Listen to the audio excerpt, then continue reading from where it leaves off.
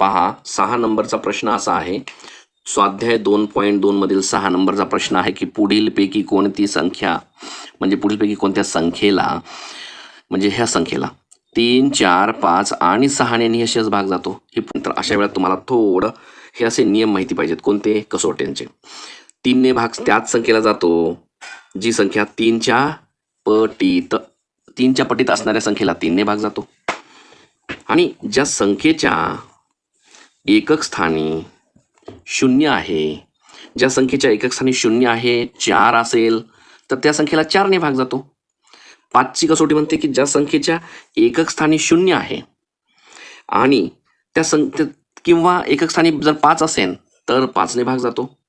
आणि 6ची कसोटी असं म्हणते की ज्या संख्येला 3 ने पूर्णतः भाग जातो त्या संख्येला 6 ने पूर्ण भाग जातो. बघा मग समजल्या कसोट्या. चला मग आता लागलेच या कसोटीच्या आधारावर आपण करून बघूया. ह्या कसोटीच्या नियमात बसणारं गणित कोणतं असेल पाहिजे असं आपण समजून घेऊया. तर आपण ह्या चारही संख्येने ह्यांना भाग घालण्याचा प्रयत्न करू. कसोटीनुसार एक गोष्ट तर नक्कीच आहे की इथे 36 शेवटी एक स्थानावर इथे 6 आहे आणि मग यामध्ये न बसणारा भाग म्हणजेच ए नंबरचा ऑप्शन 36 हा बसूच शकत नाही. मग हा जर सोडला तर बाकीचं बघूया. पहा एक तर 90 जर असेल तर काही संख्येने भाग जाणार नाही.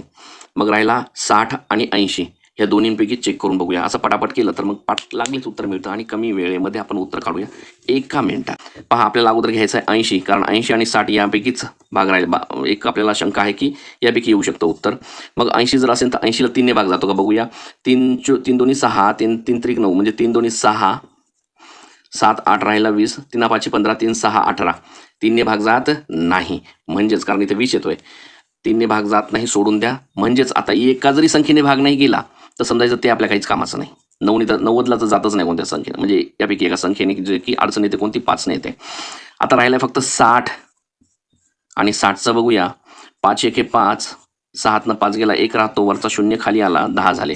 5 दोन्ही 10 म्हणजे 0 0. पहा 5 ने 60ला भाग गेला.